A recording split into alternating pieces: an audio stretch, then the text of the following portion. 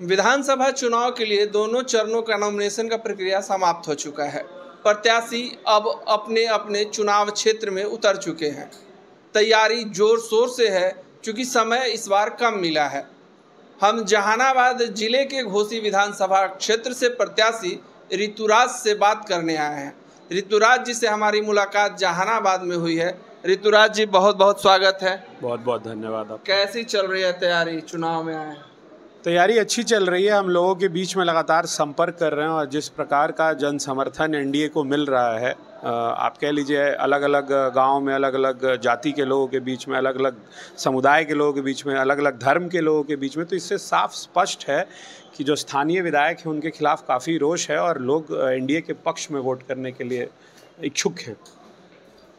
एक सवाल जो लोगों के मन में ये था कि पूर्व सांसद डॉक्टर अरुण कुमार से आपकी तुलना होगी, चूंकि वो यहाँ के सांसद रहे हैं।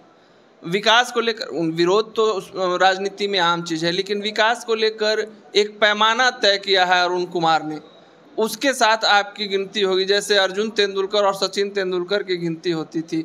आप उसको कितना दबाव महसूस करते हैं और इसको कैसे टैकल करेंगे?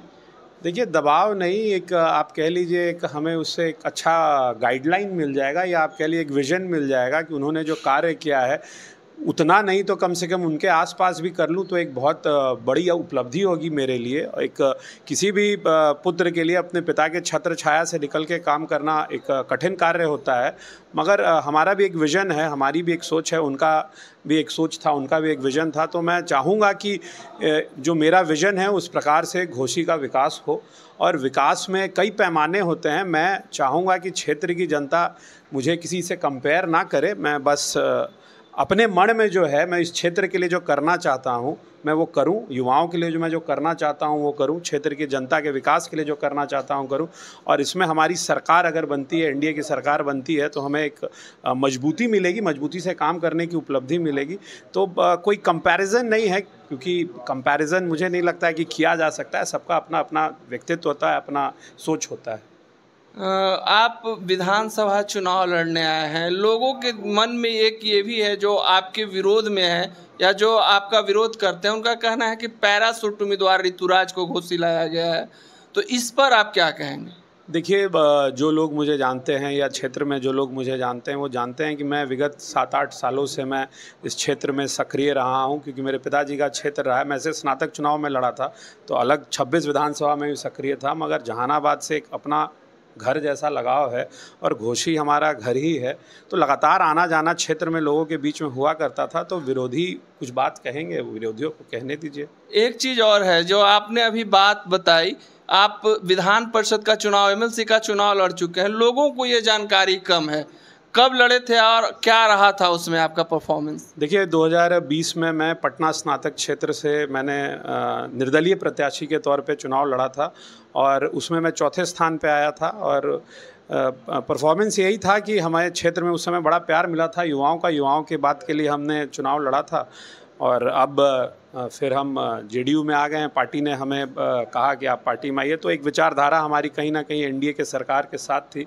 एनडीए समर्थित सरकार हम चाहते थे कि बिहार में बने, क्योंकि हमने वो दौर देखा है जिस दौर में हमारे जैसे कई युवाओं को बाहर जाना पड़ा, हम सुरक्षित महसूस नहीं करते थे।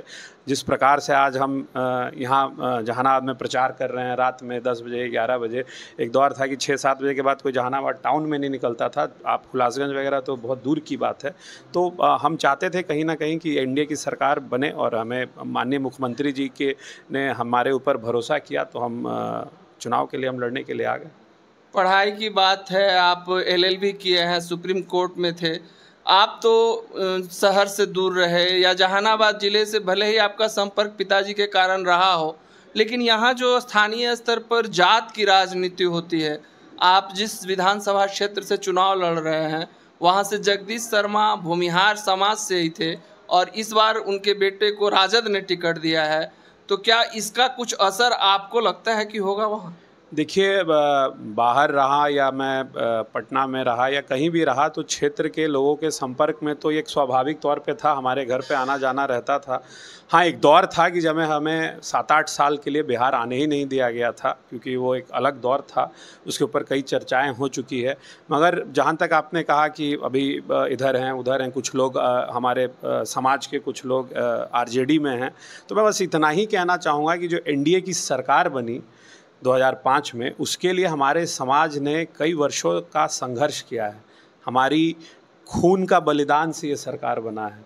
हमारे समाज ने हमेशा से नक्सलियों के खिलाफ लड़ाई लड़ी है और वैसी सरकार को समर्थन किया है जो भय मुक्त हमें यहाँ प्रदेश दे सके।